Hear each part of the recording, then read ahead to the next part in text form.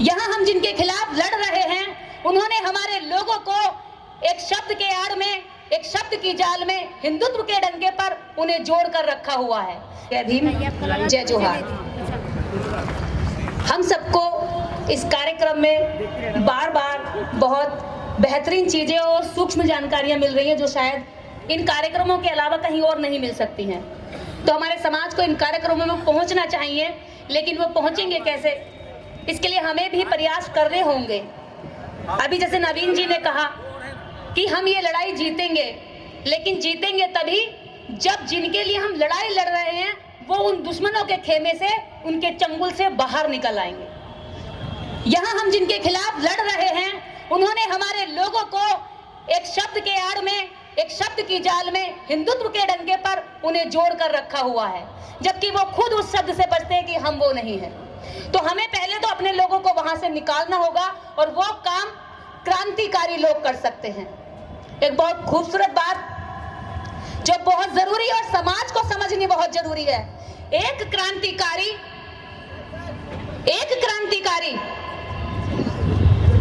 हजारों क्रांतिकारी तैयार कर सकता है और नेता तैयार कर सकता है, लेकिन बुरा मत मानना, एक नेता कभी भी क्रांतिकारी तैयार नहीं कर सकता, ना खुद क्रांतिकारी हो सकता।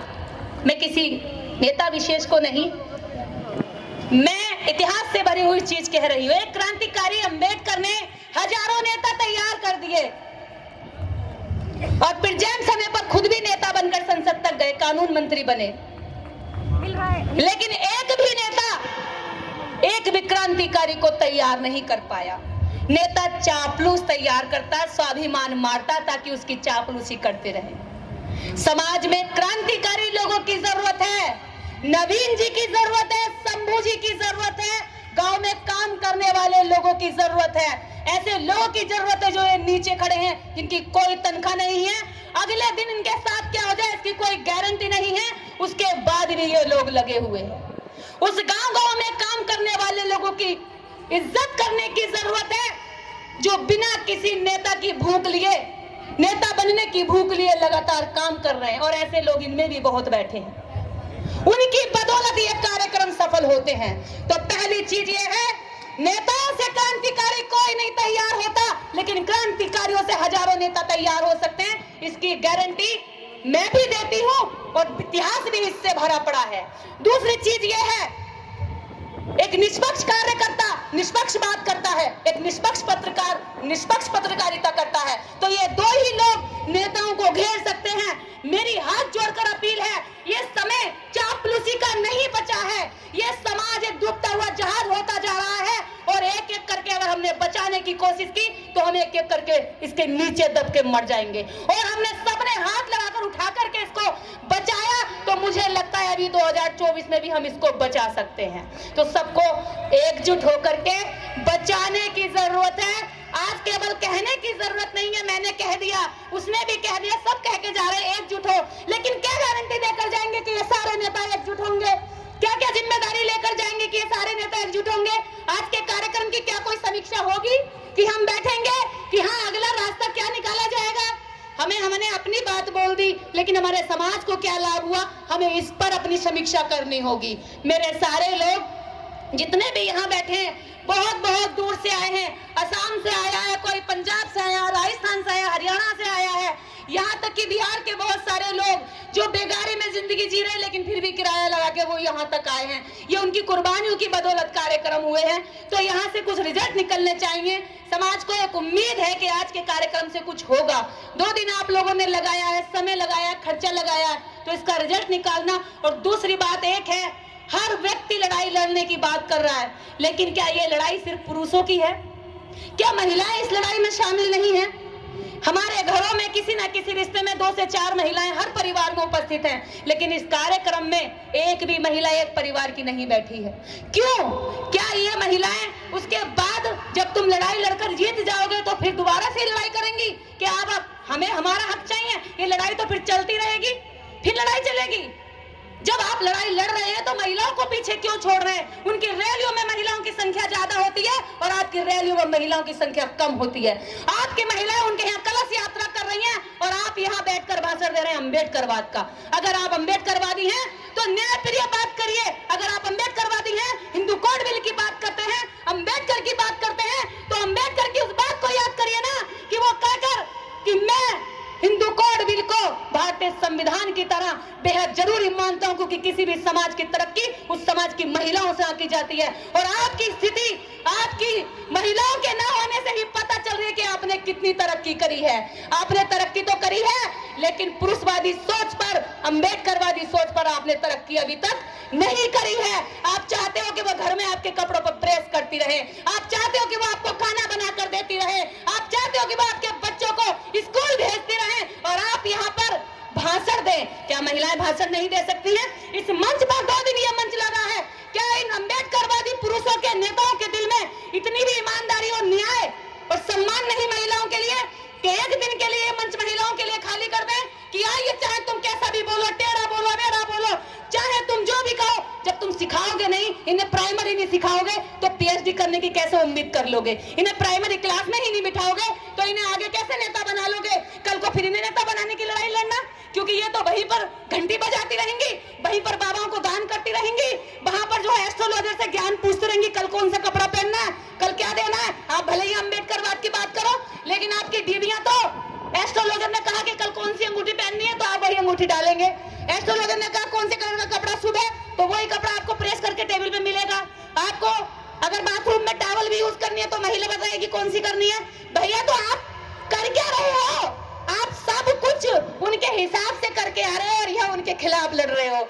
ये लड़ाई जीतने के लिए हमें हमारी महिलाओं को तैयार करना होगा।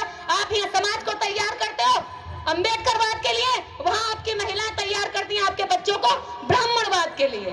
तो वहां से भर रहे हैं, यहाँ से निकल रहा है, वहां से भर रहे हैं, यहाँ से खाली कर रहे हैं। तो क्या है हमारी लड़ाई? जो लड़ाई जीतनी चाहिए थी वो लड़ाई हारते जा रहे हैं। आज हर बात अच्छी लगती है मुझे, हर नेता कहता है। मेरी अपील है कि एकजुट होने के लिए बैठकर प्लानिंग करिए। सारे नेता भाषण देके गायब ना हो जाए, आज शाम को बैठे और कहे कि अगला रास्ता क्या निकाला जाएगा, वरना ये गले की खुजली खत्म की, बात खत्म हो गई, जनता ने सुना, हमने बोल दिया, बहुत कुछ भरा पड़ा है।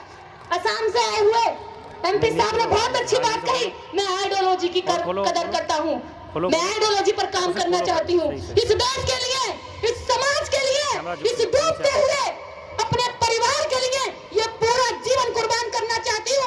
आइडियोलॉजी को घर घर तक, महिलाओं तक, आपके बच्चों तक पहुंचाना चाहती हूँ। मैं देखूंगी कि कितने लोग कहेंगे कि ठीक है, आप जैसे 100 लोगों को हम चलाएंगे रात दिन और आप जाकर के काम करो।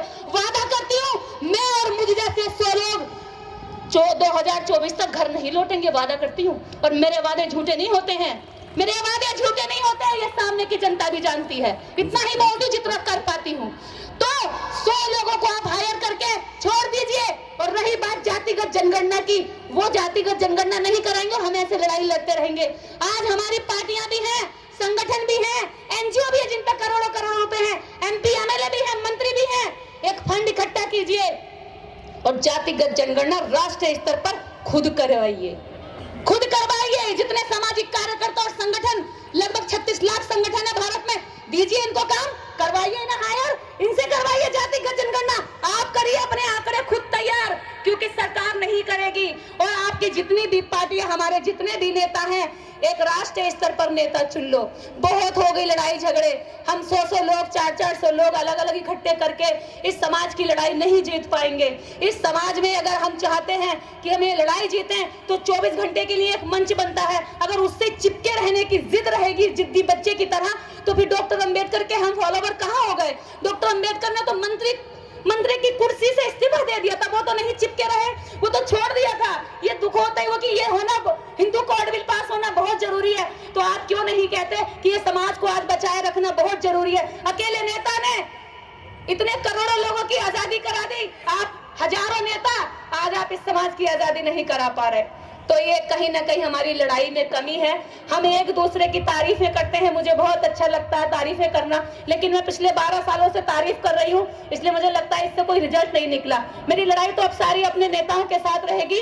जो भी नेता समाज के लिए ईमानदारी से जुड़कर काम करेंगे, सारे इकट्ठे होकर के, उनके लिए मैं और मेरे जैसे 1000 लोग रात दिन एक कर देंगे, उनके लिए काम करेंगे। कोई, हम किसी से कुछ नहीं लेंगे, हम रोटी पे काम कर सकते हैं। और और लेकिन दूसरी चीज ये है कि समाज के लिए वो ईमानदारी से खड़ा होना चाहेंगे। आज पार्टियां भी बहुत है, वामन मेश्राम इस मंच पर हैं, मैं उनका तहे दिल से शुक्रिया अदा करती हूँ कि उन्होंने जनसंख्या गिनती की इतनी बड़ी लड़ाई पूरे देश भर में इतनी मजबूत कर दी। कोई एक नेता उसको कहता आरएसएस का एजेंट है, दूसरा नेता कहता वो आरएसएस का एजेंट है, एक मिनट, तीसरा नेता कहता वो उसका आरएसएस का एजेंट है। एक दूसरे पे ऐसे आरोप लगा करके समाज में भ्रम फैला देते और अपना अपना आदमी को मजबूत करके रखते हैं। कहाँ ले जाना चाहते हो इस लड़ाई को, कहाँ ले जाना चाहते हो इस समाज को, किस दिशा में मोड़ना चाहते हैं इस समाज को?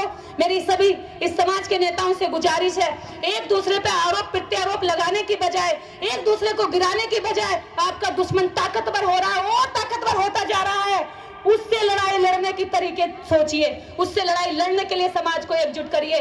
अगर आगे कभी भी इस तरह की जिम्मेदारियां हमें मिलती हैं तो हम सब लोग जाकर के ताकि काम कर सके ग्राउंड पर। दूसरी चीज ये है कि महिलाओं को लेकर के आप लड़ाई लड़िए, आपकी जीत हासिल हो जाएगी।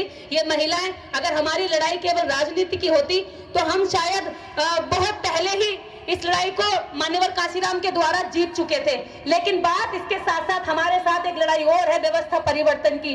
वो जिस व्यवस्था में हम सामाजिक रूप से नीचे रखे गए हैं, और वो व्यवस्था भगवान, वो व्यवस्था हिंदुत्व, वो व्यवस्था वर्ण, वो व्यवस्था जाति, जिसकी वजह से हमारा सामाजिक असमानता बना हुआ है। तो उस लड़ाई के लिए आपको हम आडंबरवाद से पीछे छुड़ाने के लिए आपको महिलाओं को साथ लेना पड़ेगा। आप महिलाओं को साथ लीजिए। इस मंच के उठा हुआ एक एक मुद्दा देश के लिए महत्वपूर्ण है। इसी के साथ जय भीम, जय समाज।